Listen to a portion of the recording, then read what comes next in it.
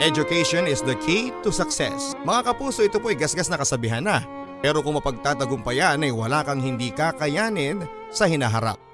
Ngayong panahon ng pagtatapo, nais naming ibahagi dito sa Barangay Love Stories ang natatanging kwento ng magkakapatid na lumaban sa kahirapan para sa katuparan ng kanilang mga pangarap. Ako si Papa Dudut dito sa Barangay Love Stories. Dear Papa Dudut, tawagin niyo na lamang po ako sa pangalang Mavic. 27 years old at isa akong simpleng babae. Hindi kaputian, kulot ang buhok at may malamlam na mga mata. Mga matang nakasaksi sa hirap ng buhay. Nais ko pong ibahagi ang kwento ng aking buhay sa inyong programa. Ako ay ipinanganak sa payak na pamilya sa pamayanan ng Solana sa Cagayan. 6 po kaming magkakapatid at si Ate Sally na siyang panganay, si Ate Vicky at Ate Jane, ako, si Belle at si Eric. Mag-isa kaming itinaguyod ng aming ina, Papa Dudut. Sa aking kabataan ay nakita ko kung gaano kalupit ang mundo sa mga katulad naming dukha. Iniwan kami ng aming ama noong ako ay 4 na taong gulang pa lamang upang magtrabaho sa Maynila. Ngunit sa kasamaang palad ay hindi na siya nagpakita pang muli. Tuluyan niyang tinalikuran ang kanyang responsibilidad sa aming magkakapatid. Nabalitaan na lang namin na may iba na siyang pamilya. Actually ay hindi na kami nagulat sa balitang iyon dahil bago kami bali-balita na noon na may nauna na siyang naging pamilya. Kaya kayo ha, huwag muna kayong magpadalos-dalos sa mga lalaki. Baka matulad kayo sa akin. Ayan, iniwan ng ama ninyong takot sa responsibilidad. Walang alam kundi ang mambabae. Kaya tayo naghihirap ngayon. Madalas sabihin ni nanay noon. Papa Dudut, hindi naging madali ang buhay namin. Mahirap pa kami sa daga kung tutuusin. 6 kaming magkakapatid, nag-iisa si nanay noon na naghahanap buhay para lang makapag-aral kami. Araw-araw kong kinaiinggitan ng mga kalaro ko at kaklase ko noon dahil meron silang tatay. Hindi ko mapigilang magtanong kay nanay kung nasaan na nga ba ang aming ama. Madalas akong tumatambay noon sa pintuan ng aming bahay, hinihintay ang kanyang pagbabalik. Nasisita ako noon ni nanay na masyadong nasaktan sa pagtalikod ni tatay. Hindi na babalik ang tatay ninyo, kaya pwede ba Mavic tigilan mo na ang kahangalan mong yan. Madalas sabihin ni nanay noon. Alam ko Papa Dudut na masakit para sa kanya. Pero anong magagawa ko? Kung ako'y isang musmus lamang na nangungulila sa yakap ng isang ama. Sa murang edad ng mga ate ko na 14, 13 at 12 ay napilitan silang maghanap buhay, katulong ang aking ina. Pagbubukid ang karaniwang hanap buhay sa amin.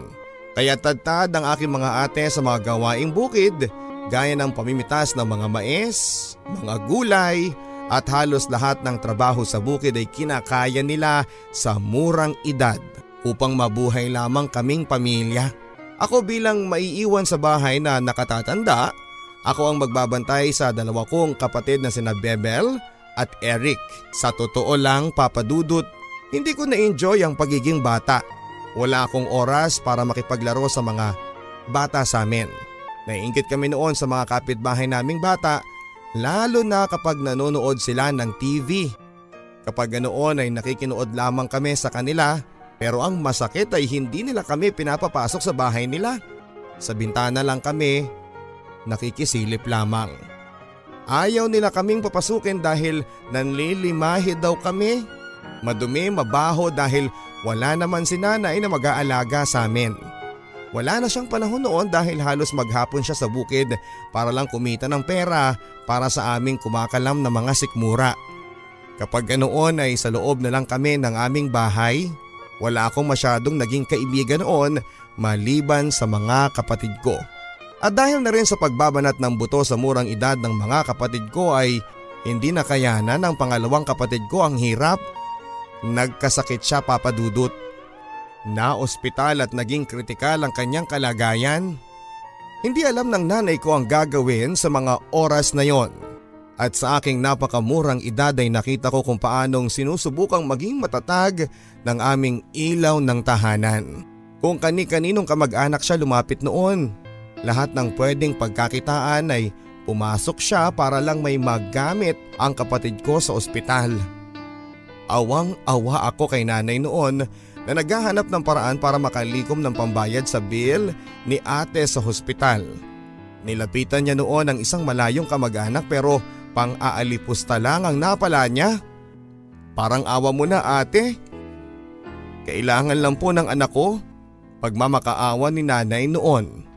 Paano kita pa uutangin? Kung alam kong wala ka ding pambabayad. Ano yon? Utang kakalimutan? Dinig na dinig kong sabi niya sa nanay ko. Walang ibang nagawa si nanay noon kung hindi ang umuwing luhaan. Sinubukan pa niyang humingi ng tulong noon sa iba. Mabuti na lamang at may mga pusong naantig sa pakiusap ni nanay. Nagkabaon-baon kami sa utang. Pero hindi iyon alintahanan ni nanay, maisalba lang ang kanyang anak. Sa awa naman ng Diyos ay nalagpasan namin ang dagok na yon at nagpatuloy sa pakikipagsapalaran sa buhay. Upang matustusan ang aming pangangailangan ay pumasok bilang kasambahay ang aking ina. Naiwan kami ng aking mga ate sa bahay at hihintayin ang aming nanay sa tuwing sasapit ang araw ng Sabado. Sa aming mga murang edad ay pinilit naming makatulong sa aming ina kaya lahat ng pwedeng pagkakitaan ay ginagawa namin upang kahit papaano ay maibsan ng kaunti ang responsibilidad ng aming nanay. Sa edad na 6 ay nagsimula akong mag-aral ng elementarya. Masasabi ko papadudot na ako ay may alam sa panahong iyon dahil marunong na akong magbasa ng libro. Bago ako mag-aral kaya madali kong naintindihan ang mga bagay-bagay. Naging honor student ako sa aming klase. Ngunit hindi ko ma-maintain dahil kailangan ko mag-absent kapag magpipitas ng gulay upang kumita ng kaunting barya, pambaon sa school o kaya ay pambili ng ulam. Madalas ay 3 beses lang akong pumapasok sa school kaya lagi akong bagsak sa honor roll. Ngunit sa mga panahong yan ay hindi mahalaga sa akin ang edukasyon dahil ang mas prioridad ko ay ang kumakalam na sikmura ng aking mga kapatid. Tandang-tanda ko pa yung minsang wala na kaming maisaing na bigas. Ang aking 2 nakababatang kapatid ay sobrang gutom na kaya naisipan kong kumuha ng talbos ng kamote at malunggay. Ngunit sa mga panahong iyon ay sobrang lakas ng ulan. Hindi ko inalintana ang sama ng panahon at inakyat ko ang puno ng malunggay. Ngunit sa dulas nito ay nadaus-us ako pababa at nahulog sa puno kasama ng aking payong. Wala namang naging masakit sa akin, ngunit ramdam ko ang umaagos na dugo sa aking mukha dahil sa malaking sugat sa aking noo. Hindi ko na lang inalintana dahil mas nangibabaw ang kagustuhan kong mapakain ng aking mga nakababatang kapatid. Sa aking kamusmusan papadudot ay natutunan ko na ang hirap palang maging mahirap dahil sa totoo, kapag walang-wala ka, wala kang kwenta sa paningin ng tao. Nakita ko kung paano apihin at alipustahin ang aking pamilya. Kapag may okasyon ang mga kapitbahay ay iniimbita nila lahat maliban sa amin. Kapag may namimigay ng pagkain ay nilalampasan nila ang bahay namin dahil alam nilang wala namang kaming pwedeng ibalik sa kanila. Sa mga panahong iyon ang tanging kaya naming gawin ay magpatuloy sa kabila ng samut-saring pang-aapi at pang-aalipusta na naranasan ng aming pamilya sa mga taong nasa paligid namin. Sa tulong ng pamilyang pinaglilingkuran ng aking nanay, ang 2 panganay kong ate ay nabigyan ng pagkakataon na makapag-aral sa kolehiyo at bilang kapalit ay sila ang magiging yaya ng kanilang mga anak. Sa pagkakataong iyon ay kinakailangan ng aking mga ate na lumipat ng tahanan para doon mag-aral at magtrabaho sa kanila. 4 kaming naiwan sa bahay. Ako, ang ate kong nasa high school at 2 kong nakababatang kapatid. Hindi ko makakalimutan ang ginawa namin ng mga panahong iyon. Ang pagluluto ng maraming kanin sa umaga at pananghalian. Ito yung panahong kailangan namin kumain ng kaning lamig at asin sa pananghalian. Ganon din sa gabi. Madalas ay umiiyak noon ang bunso naming si Eric na sa murang edad ay hindi pa niya naiintindihan ng sitwasyon namin.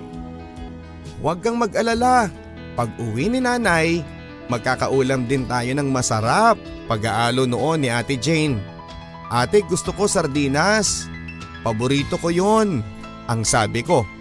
Oo naman, sigurado pag uwi ni nanay may masarap tayong ulam na sardinas. Masayang sambit ni ate. Oo Papa Dudut, napakasosyal na ng hapagkainan namin noon kapag may sardinas. Sawang-sawa na kasi kami sa paulit-ulit na asin at asukal. Kapag ka naman sineswerte, magkakaulam kami ng tuyo o hindi naman kaya ay ketchup. Bilang bata, ang tanging pangarap ko lang noon ay umuwi sa bahay namin sa tanghali na may dadat ng mainit na kanin at sabaw. Ngunit naiintindihan ko na rin ang simpleng pangarap kong iyon ay mahirap mangyari dahil sa kalagayan namin. Tunay ngang karimari-mari mang buhay mahirap, Papa Dudut. Kahit pa sabihin naming mabuhay ng marangal ay sadyang may mga taong iba ang tingin sa amin na para bang kami mga kriminal. Oo Papa Dudut, at dahil nga kilala kami sa amin na hirap sa buhay, ang akala nila ay magagawa naming makapinsala para lang mabuhay. Pinakamasakit na paratang sa aming magkakapatid ay mapagkamalang kaming magnanakaw. Minsan nawalan ng bunga ang gulayan ng kapitbahay namin, kaming magkakapatid ang napagbintangan. At sino pa nga ba ang kukuha kundi kayo? Kayo lang naman ang wala nang makain dito eh. Paratang sa amin ng isang ali noon. Kahit naghihirap po kami, hindi namin magagawang kumuha ng pag-aari ng iba. Mas gugustuhin po namin na mamatay sa gutom kesa po magnakaw. Pagpapaliwanag ni Ate Jane noon. Pero walang naniwala sa amin na natiling magnanakaw ang tingin ng mga tao sa amin noon. Hayaan nyo na sila. Ang importante wala tayong ginagawang masama. Pag-aalo sa amin noon ni ate dahil hindi naman namin mapigilang umiyak. Pilit kong iwinawaksi ang lahat ng pang-aalipusta noon. Manatili kaming mapagkumbabang magkakapatid dahil iyon ang turo sa amin ng aming nanay. Mabilis na dumaan ang mga araw. Noong tumungtong ako ng high school ay tumigil na ang nanay kong magtrabaho. Umuwi na siya ng bahay upang alagaan kami, Papa Dudut. Ang dalawang panganay kong ate ay certified teachers na at nagtatrabaho na sa pribadong school sa bayan. Mababa lang ang sahod pero malaking tulong na iyon sa aming pamilya, lalo na sa pag-aaral naming apat. Determinado akong makapasok sa honor roll kagaya ng mga ate ko noong nasa high school pa lamang sila. Madalas akong ikumpara ng mga teachers ko sa mga ate ko na sobra ko talagang ikinaiirita. Idagdag mo pa, Papa Dudut, ang mga kaklase ko na bully na kung laitin ang uniform ko na paulit-ulit kong nilalabhan at isinusuot sa aking pagpasok. Ang mga classmates ko, maging ang mga teachers ko ay madalas napansinin ang uniform ko dahil bukod sa nag-iisa lamang, puro sulsi at maliit na sa akin. Gusto ko mang palitan nito ay wala na akong magagawa dahil wala kaming sapat na pera para bumili ng bago. Araw-araw akong umiiyak noon dahil sa pang-aalipusta ng mga kaklase ko. Bakit ganyan ang uniform mo? Wala ka bang ibang uniform? Araw-araw kong naririnig ang mga katagang ito. Grabe namang hirap yan. Magkano lang ba ang uniform? Ang sabi pa nila. Aba, hindi ka man lang mabilhan ng nanay mo. Ang dumi-dumi mo. Ang dumi mong tignan. Nandidiring, sabi nila sa akin. Papa Dudut, marahil sa kanila ay mura lang ang uniform. Pero sa aming pamilya, bawat singkong duling ay mahalaga. At may ibang mas mahalagang bagay na paglalaanan namin. Dahil sa napapadalas na panlalait ng mga kaklase ko, kaya ayoko nang pumasok sa school. At dahil dito ay napariwara ako, Papa Dudut. Kunwari ay papasok ako sa umaga pero hindi naman talaga. Lagi lang akong sa labas ng school, nagtatambay at hinihintay mag-lunch break at saka uuwi kunwari. May mga pagkakataon pa noon na binala kong maglayas. Gusto kong takasan ng mahirap na buhay. Nung malaman ni nanay na hindi ako pumapasok ay sobrang galit na galit siya sa akin. Hindi ka ba naaawa sa mga kapatid mo? Kakarampot nga lang ang sinasahod nila, hirap na hirap ng pagkasyahin sa pang-araw-araw. Tapos ganyan pa ang ginagawa mo. Hindi ka ba nahihiya? Sermon sa akin ni nanay. Paano naman ako gaganahang mag-aral? Yung mga kaklase ko, nay, pinagtatawanan nila ako dahil lumang-luma at nag-iisa ang uniform ko. Yang hiya ako, nay. Sumbat ko. Sandaling natahimik si nanay at maya-maya ay kitang-kita ko ng pag-agos ng kanyang mga luha. Maswerte ka pa nga. Yung mga kapatid mo nagpapakahirap lang para makapag-aral ka. Walang-wala yung pinagdaanan mo ngayon kumpara sa kanila. Ang sabi ni nanay. Kung bakit kasi tayo naging mahirap? Kung bakit naman kasi iniwan tayo ni tatay? Naiiyak na sabi ko. Huwag ka nang umasa na babalik pa ang tatay mo. Yan na nga Mahirap tayo, anak. Kaya sana huwag ka nang dumagdag pa. Ayusin mo ang pag-aaral mo. At kapag nakatapos ka, kahit na ilang bagong damit pa ang bilhin mo. Pero sa ngayon, magtiis ka muna sa kung ano ang meron. Tuluyan nang humagulhol si nanay noon. Sa mga sinabing iyon ni nanay ay natauhan ako, Papa Dudut. Tama siya. Paano kami aahon sa hirap kung hindi namin tutulungan ang aming mga sarili? At dahil nga sa ayaw ko siyang nakikitang nasasaktan ay nagpakatino ako. Pinilit kong tapusin ang high school kahit kapos kami. Madalas akong maglakad pauwi sa amin tuwing hapon dahil hindi sapat ang 10 pisong baon ko sa araw-araw. Sisira-sira na ang sapatos kong pilit na ipinagdidikit ng rugby. Gusto kong manghingi ng pambili sa mga kapatid ko pero kinukulang pa ang sahod nila para sa kapatid naming nasa kolehiyo at sa pang-araw-araw namin. Sa hapon pagkatapos ng klase ay matuhog ako ng tabako hanggang sa gabi para may pandagdag na baon. Sobrang hirap ngunit hindi ko alintana kasi nakikita ko kung paano ginagawa ng nanay ko at mga ate ko ang lahat upang makaahon kami sa hirap ng buhay. Sa pagtatapos ko ng high school, Papa Dudut, ay hindi ako sigurado kung makakapagkolehiyo ako. Alam kong lalo kaming mahihirapan kapag dalawa na kami ng Ate Jane ko sa kolehiyo pero determinado ako. Sa 2 buwang bakasyon ay nakaipon kami ng pera na pang-enroll. Galing yon sa pagtutuhog namin sa maghapon ng tabako at pakikipaglabada ni nanay. Tandang-tanda ko pa kung gaano ka-excited ang nanay ko sa pagpasok ko ng kolehiyo. Anak, sa wakas makakapag-enroll ka na. Konting tiis na lang at makakaahon din tayo sa hirap, ang sabi ni nanay. Kakayanin natin, nay. Nag-aaral pa si Ate Jane sa kolehiyo, si Bebel at Eric sa high school. Paano nga pala kapag nagipit tayo? Hindi naman kalakihan ang sahod nila ate ang sabi ko. Kakayanin natin. Kahit na anong mangyari, kailangan ninyong makapagtapos nang sa ganon ay wala nang nangaalipusta sa pamilya natin. At kapag nakapagtapos kayong lahat, kahit kanino ay pwede nating harapin. Kahit pa ang tatay ninyo na tumalikod sa inyo. Naluluhang sabi ni nanay. Tama na nga yan, nay. Naluluhan na naman kayo Pagbibiro ko. Ayoko kasi, Papa Dudut, na nakikita sa ganoong kalagayan ng nanay namin. Matapos ako makapag-enroll ay ipinasyal ako ni nanay sa mga malalaking tindahan dito sa probinsya. Tuwang-tuwa pa ako noon dahil ibibili niya ako ng mamahaling notebook na pangkolehiyo. Oh, mahal ang notebook mo, kaya mag-aral ka ng mabuti ha. Nakakahiya sa mga ate ninyo na inuuna ang kapakanan ninyo bago ang kanilang mga sarili, paalala ni nanay noon.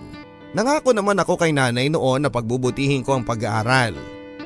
Kumuha ako ng kursong Bachelor of Arts in Mass Communication. Masasabi kong sobrang hirap ng mga unang taon sa kolehiyo. Noong first year ako ay nakitira kami ni Ate Jane sa malayo naming kamag-anak. Hindi kami nagbabayad ngunit bilang ganti ay tumutulong kami sa mga gawaing bahay. Sa syudad ay sobrang hirap ng buhay, lalo na at kailangan kong pagkasyahin ng 150 hanggang 200 pesos kong baon sa isang linggo. Madalas ay hindi ito umaabot ng 1 linggo dahil kailangan kong magpa-photocopy at magbayad ng kailangan sa eskwelahan. Idagdag mo pa ang pamasahe at pagkain ko sa araw-araw. Sa totoo lang ay tiniis kong magutom para lang makapasok ng eskwelahan. Ang pantawid gutom ko nga noon ay yung tinapay na 5 pesos ang isa, sabay inom ng maraming tubig para hindi ko malamang sikmura. Hindi nagtagal ay nakilala ko si Renz at si Jennifer. Sila yung mga una kong tunay na kaibigan, Papa Dudut, at kaklase ko rin sila. Si Renz ay isang popular teenage girl, maganda, sexy at medyo maarte. Si Jennifer naman ay isang purong probinsyana na naiirita sa kadaldalan ko. Naging malapit kaming magkakaibigan. Nakakatuwa nga dahil kahit mas angat sila sa buhay, ay sila ang nag-a-adjust para sa akin. Kompleto sila sa allowance noon pero pinipili nilang samahan ako sa paglalakad mula sa eskwelahan namin hanggang sa sakayan para makatipid ng pamasahe. Masaya na kami noon kapag nakakabili kami ng isaw at Betamax, pantawid gutom. Maraming pagkakataon nila ako nililibre sa merienda. Nahihiya ako sa kanila pero nagagalit sila kapag nagdadrama ako at tinatawag nila akong OA. Madalas ko silang puntahan kapag wala na akong pamasahe o pera. Madalas hanggang Wednesday lang umaabot ang baong ko noon dahil sa dami ng bayarin sa eskwelahan. So kapag short na ako ay susunduin ko sila sa kanilang boarding house at alam nila kung ano ang gagawin. Sa kanila manggagaling ang pamasahe ko. Minsan pati pang lunch ay galing din sa kanilang dalawa. Pinagkakasya nila ang allowance nila para hindi ako mahirapan. Sila yung mga taong hindi kailangang sabihin na wala na akong pangkain o pamasahe. Sobrang naging mabuting kaibigan at kahit kailan ay hindi sila nagbilang o naningil sa mga utang kong hindi ko na mabilang.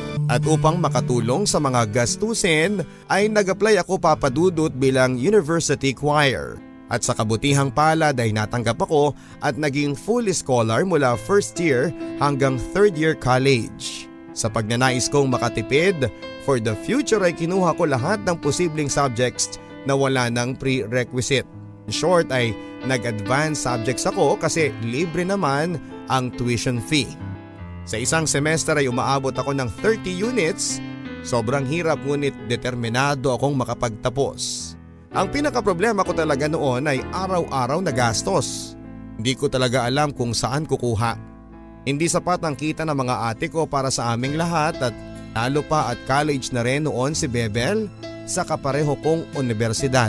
3 na kaming tinutustusan ng 2 guro kong ate. Isama pa ang high school na si Eric. Nahihiya at nahihirapan na ako noon kaya may pagkakataong ayoko na mag-enroll. Pero sa tuwing maiisip ko yon ay gumuguho ang mundo ko. Saan ako pupulutin kapag hindi ako nakapagtapos? Hindi ko gugustuhin na habang buhay akong magtutuhog ng tabako para sa kumakalam naming mga sikmura. At dahil nga na 3 na kaming nasa kolehiyo noon ay umupa ng kwarto ang mga ate ko sa bayan.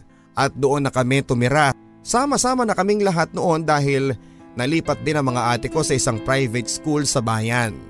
Nag-transfer na rin noon si Eric at si nanay ay sumama na rin dahil wala naman siyang kasama sa bahay namin.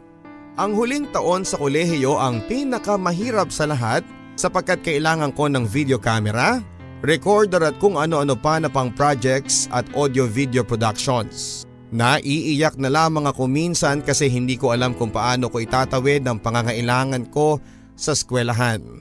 Madalas ako nakikipag-negotiate sa mga kaklase ko. Ako ang bahala sa script, sila ang sa camera at sa pagkarami-rami naming projects na babayaran, madalas ay inuutang ko na lamang at inuunti-unti kong binabayaran. May mga pagkakataon noon na pinapagalitan ako ng mga ate ko dahil humihingi ako ng extra allowance. Inaakala nilang nagsisinungaling ako, Papa Dudut, na ang perang hinihingi ko ay para sa kung saan na hindi importanteng bagay. Pero alam ng Diyos na ang lahat ng hinihingi ko sa mga ate ko ay para sa mabuti. Pambayad ko ang mga yon sa walang katapusang pagrerenta sa computer para sa video and audio editing namin.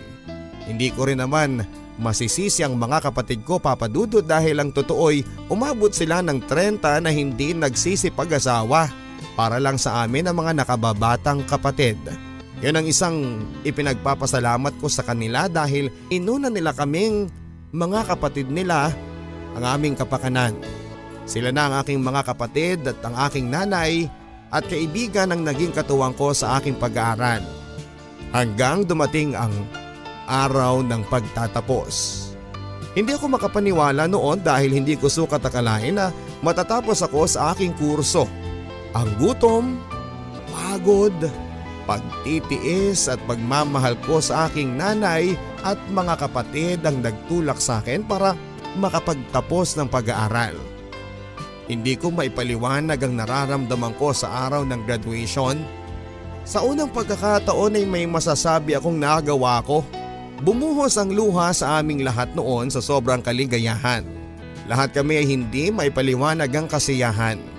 Sobrang pasasalamat ko noon sa dalawang ate ko na nagpakahirap para lang makapag-aral ako. Kay nanay na hindi alintana ang pagod, makapaghanap buhay lang para maitawid kami sa aming pang-araw-araw. Papa Dudut, hindi ko siguro kakayanin kapag wala sila sa buhay ko. Matapos ang graduation ay agad akong naghanap ng trabaho. Ang una kong naging trabaho ay sa isang fast food chain. Isa ako sa mga nag-host ng parties at service crew na rin. Mahirap dahil kailangan ng lakas ng pisikal. Pero may makakagapi ba sa kagaya kong sanay na sa hirap? Wala, Papa Dudut. Kahit 8 hours akong diretso sa pagtatrabaho ay hindi ko yon alintana. Natutuwa pa nga ako lalo na kapag break time na. Naaalala ko kasi ang mga panahong nangangarap kaming magkakapatid ng kahit sardinas lang noon. Ang mga panahon na iyon kasi ay araw-araw fried chicken ang ulam ko. Samahan pa ng nagyayelong soft drinks. Maligayang-maligaya ako noon dahil kumikita na ako kahit papaano ay nakakatulong na rin ako sa aking pamilya. Dahil hindi naman kalakihan ang kita sa fast food ay nag-apply ako ng iba pang trabaho. Mapalad naman akong nakuha sa isang law firm. Mula alas 8 hanggang alas 5 ang opisina, 5:30 hanggang 10 PM ako sa fast food. Sa edad kong 21 ay hindi maikakaila na may mga nakikilala na rin akong gumigising sa katawang lupa ko. Marami akong nakikilalang cute, Papa Dudut, pero hindi kasi ako nagbibigay ng priority sa love life ko kasi tinutulungan kong mag-aral ang bunso kong kapatid. Kaya hanggang sightseeing na lamang ako, Papa Dudut. Noong nag-end contract na ako sa fast food ay sinubukan kong mag-apply ng trabaho sa call center. Hindi nagtagal ay napunta ako ng Pampanga upang magtrabaho sa isang call center. Nahasa sa Ingles at naging mahusay sa pagsasalita nito. Ngunit dahil sa hindi na healthy ang lifestyle ko ay nagpa siya akong mag-resign at magturo na lamang. Umuwi ako sa amin at naging college instructor ng 1 taon. At dahil hindi rin sapat ang kinikita ko para sa sarili at sa kapatid kong kolehiyo ay bumalik ako ng Pampanga. May dati kasi akong kaklase na nagtatrabaho sa isang international school doon at nabanggit niyang may hiring sa kanila. Mapalad naman ako nakuha, Papa Dudut. Masaya ako noon dahil mas mataas ang sahod kesa sa mga dating naging trabaho ko. Na-employ nga ako sa isang international school.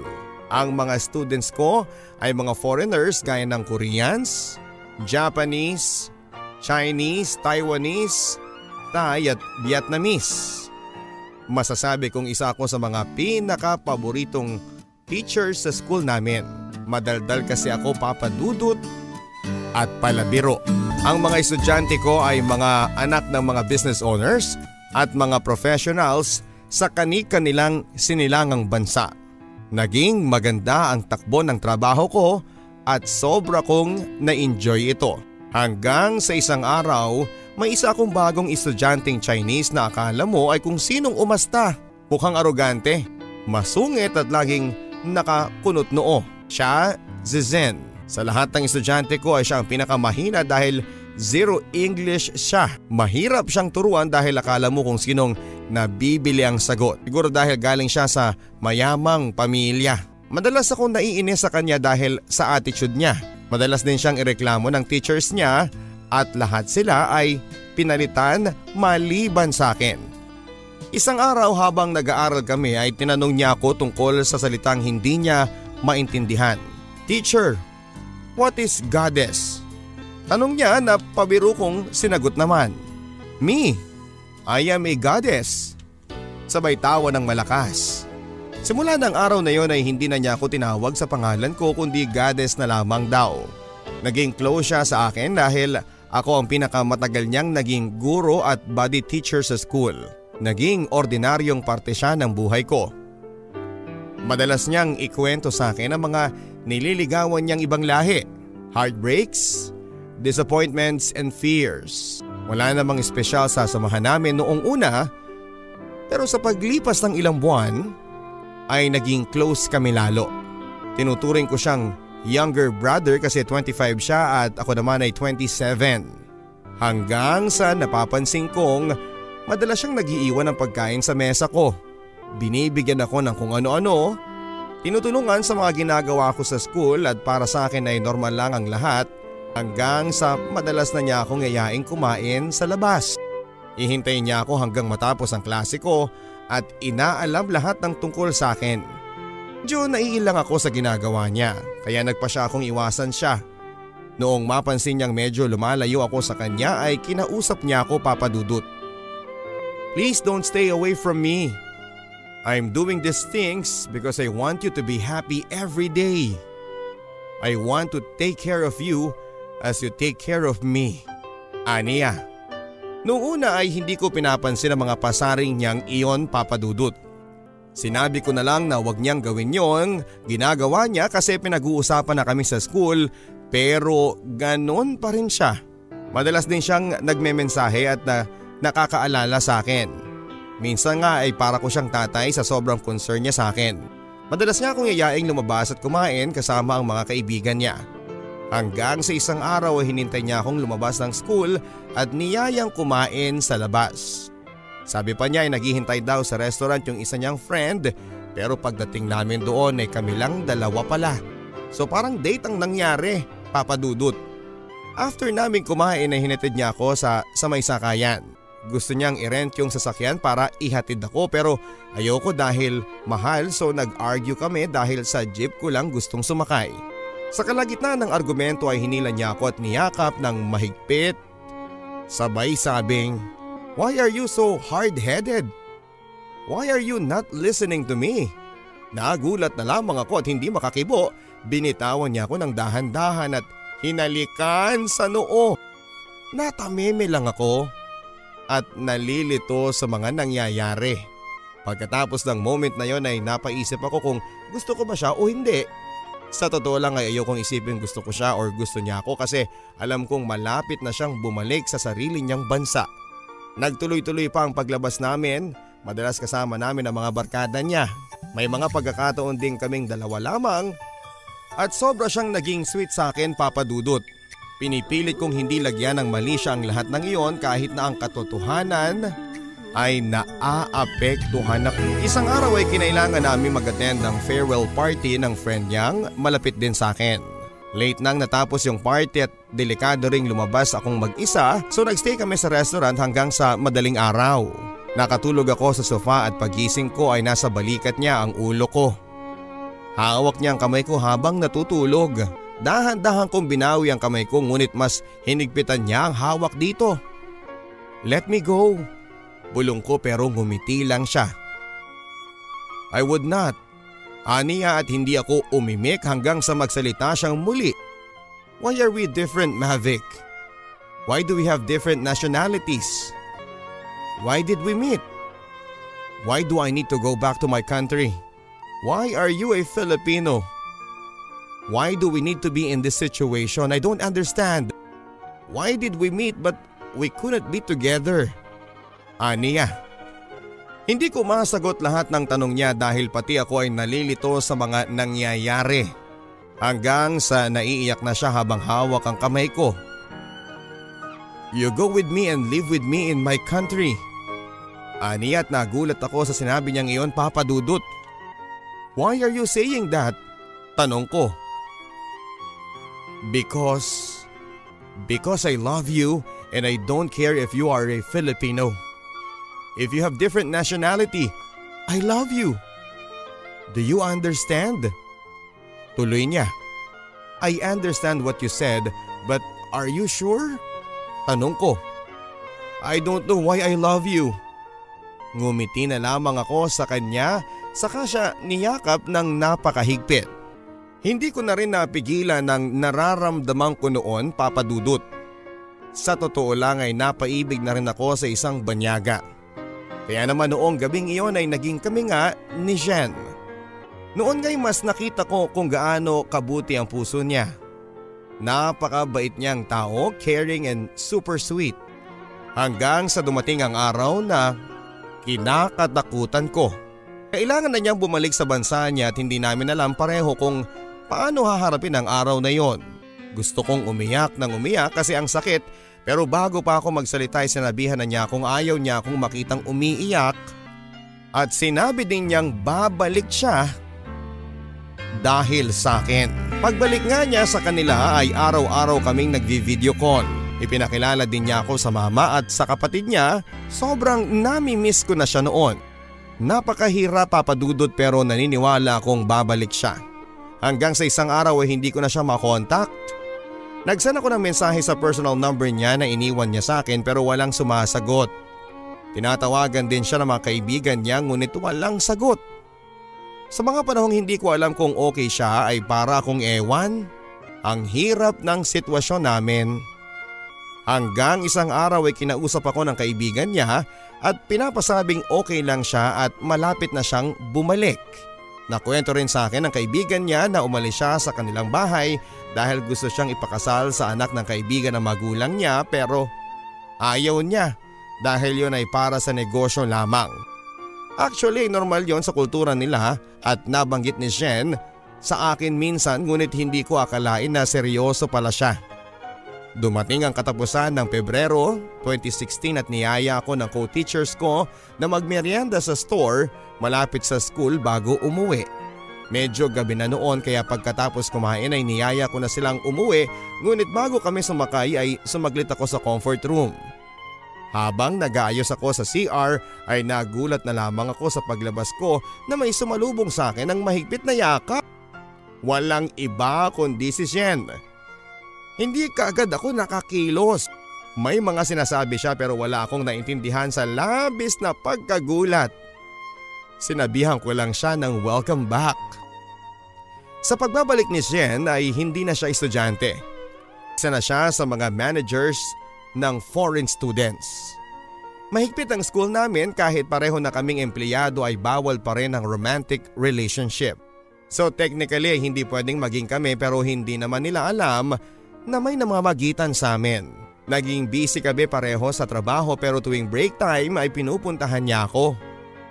Marami ang nakahalata sa amin noon pero sabi nga ni Jen, huwag ko na lamang pansinin. Naging maayos kami hanggang sa isang araw ay seryoso siyang nagkwento sa kagustuhan ng pamilya niya. My father wants me to marry that girl. They said this would be good for me. I don't want it, but I can't do anything. I don't want to hurt you and I don't want to see you cry when I leave again. You mean so much to me so I don't want you to feel pain because of me. But I need to obey my parents. Aniya. Halos pagsakloban ako ng langit at lupa noon. Sa loob-loob ko ay umaagos na ang aking luha pero pinili kong magpakatatag sa kanyang harapan. Okay, no problem. Maikling sagot ko bago tumalikod. Sobrang sakit na tanggapin na despite of everything ay sumusuko na siya. Nang makalayo na ako kay Jen ay hindi ko na napigilan ang pag-alpas ng luha ko. Napakasakit, Papa Dudut. Walang kasing sakit. Lumipas ang mga araw at hindi pa rin ako nagbago sa kanya. Kagaya ng dati ay normal lang hanggang sa tanungin niya ako kung hindi ba ako galit. Ang sabi ko naman ay hindi. At bakit naman ako magagalit at walang dahilan para magalit ako. Nanatili kaming close at ganon pa rin siya sa akin at nararamdaman ko pa rin mahal niya ako kahit wala nang kami. Lumipas ang ilang buwan, Pinipilit naming pareho na kalimutan ng nararamdaman namin. Ang sabi nga niya sa akin ay bakit daw kasi sobrang bait ko. Dapat daw ay magalit ako sa kanya at kalimutan ko na lamang siya. Sa mga sandaling iyon ay nag-iisip din ako ng dahilan para kalimutan siya at hindi ko inaasahan ang mga susunod kong malalaman. Noong minsang makapagkwentuhan kami ng kaibigan kong office mate niya ay nabanggit sa akin na madalas daw na lumalabas si Sien at yung isang kasama nilang single mom. Medyo nasaktan ako pero hindi ko iniisip dahil hindi naman kami. Hindi nagtapos doon ang pananakit sa akin ni Sien sa damdamin ko. Dahil isa sa mga close friend kong Taiwanese na common friend ni Sien ang nag-open up sa akin na gusto raw siyang ligawan ni Sien. Nagpanting ang tenga ko. Siguro mas mabuti pang ibang babae ang ligawan niya basta hindi close sa akin. Pero feeling ko ay gusto talaga niya akong pasakitan para magalit ako sa kanya. Simula nang malaman ko ang maraming kwento ng mga babae na sinasadya niyang ikwento sa mga close ko ay nagpa siya akong iwasan siya at kalimutan ng tuluyan. Isang araw papadudot ay may gusto siyang sabihin sa akin. Pero iniwasan ko siya ng paulit-ulit hanggang sa isang party ay nagkita kami at medyo nakainom na ako noon. Ngumiti siya sa akin at siya ang lumapit. Akma niyang hahawakan ng kamay ko nang bigla ko itong iniwas at sinabi ko sa mababang boses ang mga katagang, "Don't touch me. Don't you dare touch me again." Ang sabi ko sabay walk out. Feeling ko kasi sa dami ng nalaman kong pambababae niya ay diring-diri na ako sa kanya. Na dahil sa ginawa niyang pambababae ay bumalik yung alaala ng pag-iwan sa amin ng aking ama para sa ibang babae. Kaya naman tuluyan ko siyang iniwasan at blinak sa lahat ng social networking sites. Nang malaman niya ito ay galit na galit siya sa akin. Sobrang hirap magtrabaho sa isang lugar papadudod kung saan ay nandoon ang taong gusto mong kalimutan. Na yung taong mahalaga sa iyo ay kailangan mong ituring na walang halaga. Naging matindi ang pag-iiwasan namin hanggang sa umabot sa pagpapaselos. Sa tuwing makikita niya ako ay kunwari siyang magiging sweet sa kaibigan niya. Well, ako naman ay pinanindigan ko ang pag-move on. Kung ano-anong ginagawa ko to get over him. Sa araw-araw na ginawa ng Diyos sa mga panahong yan ay gusto ko na lamang mawala dahil sa tuwing magkakasalubong kami ay ramdam ko yung sakit na nararamdaman ng bawat isa. Pero siguro nga ay mas tama na iwasan na lamang siya. After 2 months ay medyo okay na ako at nagpa siya akong mag-send ng mensahe sa kanya. Nag-apologize ako sa pag-i-ignore and said that I'm okay. Then the next day ay tinawagan niya ako. Niyaya niya akong lumabas para mag-usap. Nang magkita kami ay tinanong niya ako if okay lang ako. Kung umiinom ba ako ng gamot kapag sumasakit ang ulo ko. Ramdam na ramdam ko sa boses niya ang lungkot. Tinanong ko siya kung galit siya sa akin ngunit ang sagot niya, "Goddess, always remember this. I will never get mad at you. You know the reason why I need to be distant from you. I cannot say no to my family." Aniya. Nainis ako sa sinabi niyang rason dahil feeling ko ay napaka-unreasonable noon. "Don't worry, I'm okay now." Sagot ko na lamang. After noon ay hindi pa rin kami nag-uusap hanggang sa naging normal na lang ang ganong sitwasyon. Hanggang sa nakilala ko si Jin. Naging close friend ko sa school, isang Taiwanese engineer. Sobrang mature at napakabait ni Shin. Boy next door ika nga nila. Siya ay nag-move on din that time kaya pareho lang kami ng feeling. Madalas kaming magkwentuhan at nang minsang nakita kami ni Jen na nag-uusap ay sobrang sama ng tingin niya pero hindi na lamang namin pinansin hanggang sa dumaan siya sa tabi ng table namin. Binangga ang gilid nito kaya muntik nang matapon ang iniinom namin. Nagulat na lamang kami at nagkatinginan sila ni Shin. Hindi ko alam kung anong gustong ipahiwatig ni Shin, ngunit sa mga panahong iyon ay ayoko nang magtanong pa kasi tanggap ko na hindi niya ako kayang panindigan at ipaglaban. Oo papadudot, mahal ko pa siya at hindi naman nawawala yon. Siguro nagbabago lang. Sa tuwing nakikita ko noon si Shen ay nahihirapan ako sa sitwasyon namin. Pero gusto ko munang unahin ang sarili ko kasi noong kami pa ay nakalimutan ko na ang sarili ko. Hindi na kami nag-uusap ni Shen hanggang sa umalis na siya ng Pilipinas. One day, isa sa mga close friend ko ang nagsabi sa akin na gustong gusto raw ako ni Shen, kaya lang ay hindi pwede. Masasaktan lang daw ang babaeng mamahalin niya. Dahil kahit na anong gawin niya ay hindi tatanggapin ng magulang niya. Kaya hanggang hindi pa daw siya kasali, gusto niyang maging malaya at gawin lahat ng gusto niya. Masakit marinig ang mga katagang iyon. Pero siguro, tanggap ko na at okay na rin ako. Siguro nga ay minahal niya talaga ako. Kaya lang, may mga bagay siyang dapat piliin na kailangan ay hindi ako kasama. I completely understand what he is going through at siguro nga, we were meant to meet but not to be together. And maturity comes from experiences. I have forgiven Shen for the pain. And I have forgiven myself for causing me too much pain for choosing Shen.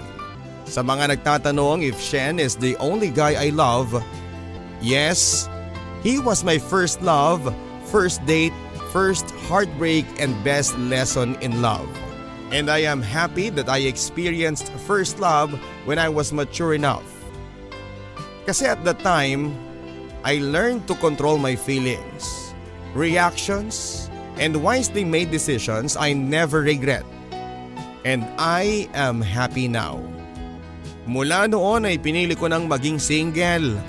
Hindi ko alam kung hanggang kailan. Siguro ay darating din yon.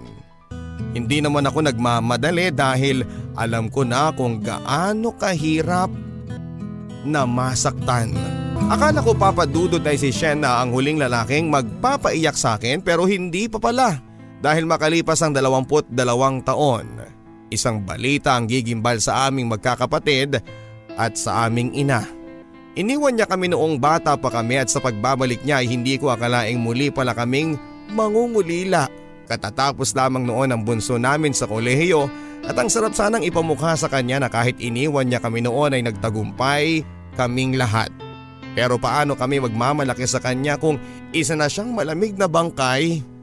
Ang taong pinilit naming kalimutan, ang aming ama, na muli naming nasilayan ngunit sa kanyang huling hantungan. Sa totoo lang ay naaawa kami sa kanya noon at hindi man lang niya kami nakitang lumaki. Paano pa kami magmamalaki sa kanya na kahit tinalikuran niya kami noon ay nabuhay kami at nakapagtapos ng pag-aaral sa pamamagitan ng pagsisikap naming magkakapatid. Ganon pa man sa kanyang huling hantungan ay dala-dala niya ang pagpapatawad at pagmamahal. Nakilala din namin noon ang mga panganay niyang anak. Buong puso kaming tinanggap. Hindi ko akalain papadudot na hahantong kami sa ganitong pagkakataon na lahat kami ay successful sa buhay. Si Ate Sally at si Ate Vicky ay mga dakilang guro. Si Ate Jane na hindi man nakapagtapos ay may maayos na trabaho sa isang private school.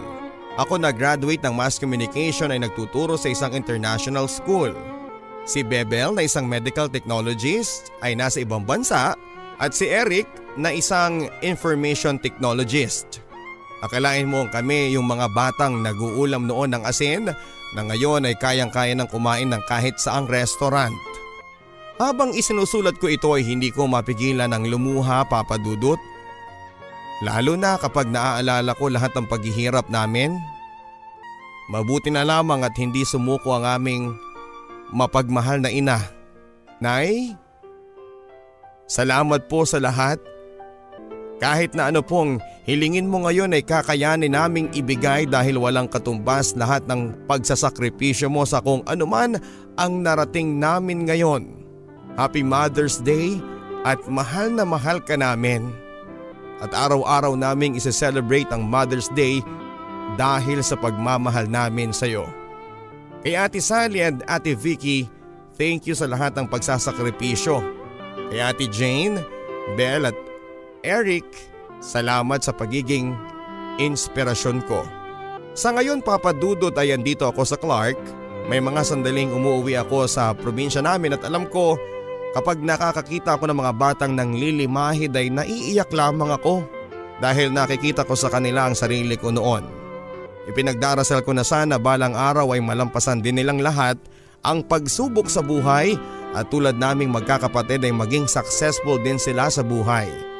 Sa mga kabataang nakikinig, huwag sana nating pagtawanan ng mga batang pumapasok sa eskwela kahit puro sulsi ang damit dahil hindi natin alam ang kailangan nilang pagdaanan para lamang makapag-aral. Kaibiganin natin sila para kahit papaano'y maramdaman nilang maging bata, isang batang masaya kahit punong-puno ng pagsubok. Sa mga nanay na mag-isang itinataguyod ang mga anak, saludo ako sa inyong lahat. Huwag kayong mag-alala, may awa ang Diyos. Darating ang umaga na wala nang pagsidla ng iyong ligaya dahil kayo ay nagtagumpay. Sa edad kong 27 ay single pa rin ako, Papa Dudut. Hindi naman ako nagmamadali dahil tulad ng mga kapatid kong umabot ng 30 bago mag-asawa, gusto ko munang ma-enjoy yung tinatawag nilang may financial freedom. Yung tipong wala akong ibang iisipin na responsibilidad dahil buong buhay ko ay dala-dala ko na ang malaking pagsubok. Gusto ko munang ibigay ang lahat ng pagpapasaya sa nanay namin. Gusto kong makita siyang punong-puno ng kaligayahan. Sa mga nagtapos ngayong taon, congratulations sa inyong lahat. Naway hindi kayong makalimot sa mga taong naging bahagi ng inyong tagumpay. Sa inyong mga nanay, sa aking nanay, Happy Mother's Day. Maraming salamat, Papa Dudut, hanggang dito na lamang. Sana kahit papaano ay naging inspirasyon ang kwentong ito para sa lahat ng nakaranas ng pagsubok sa buhay. Hangad ko na lalo pang maging kasangkapan ang iyong programa para makapagbigay ng mga kwentong magiging inspirasyon ng lahat, lalo na ng mga kabataan. Muli maraming salamat, Papa Dudut. Nagmamahal ang inyong kapusong kabarangay, Mavic. Maraming salamat, kabarangay na Mavic, sa pagtitiwala. Tunay nga namang ikaw ay isang inspirasyon at hindi lamang sa mga kabataan kundi maging sa lahat ng mga tagapakinig. Ramdam na ramdam ko ang hirap ng iyong pinagdaanan. Pero napakasayang malaman na nakaya mong lampasan lahat ng iyon kasama ng pagsisikap, pagtsatsaga at pagtitiis. Tingnan mo nga naman ngayon, lasap na lasap mo na ang tagumpay maging ng iyong pamilya. Ang lahat ng mga sakripisyong inilaan ninyo para sa magandang buhay ay nagbunga na. Congratulations, Mavic, at sa iyong pamilya, maraming salamat. Hanggang sa muli, mga kapuso, ako po si Papa Dudut. Iimbita sa inyong lahat na mag-download ng ating mga Barangay Love Stories episodes sa ating BLS Podcast. Hanapin lamang po ang www.gmanetwork.com/BLS Podcast Guide para malaman ang paraan ng tamang pagda-download. Ito po ay libre, mga kapuso. Ang liham kasaysayan ni Mavic ay muling isinulat para sa radyo ng kabarangay nating si Florence Reyes. Ang ating theme song naman ay inawit ni Joe Peril at ni JV Ramos, ang alaala sa patnubay ni Jimmy Horado. Ako po ang inyong Mr. Barangay Love Stories. Nagpapasalamat sa lahat ng mga nakatutok sa lahat ng mga barangay FM stations nationwide at sa Barangay LS. Ito po ang mga kwento ng pag-ibig, buhay at pag-asa sa Barangay Love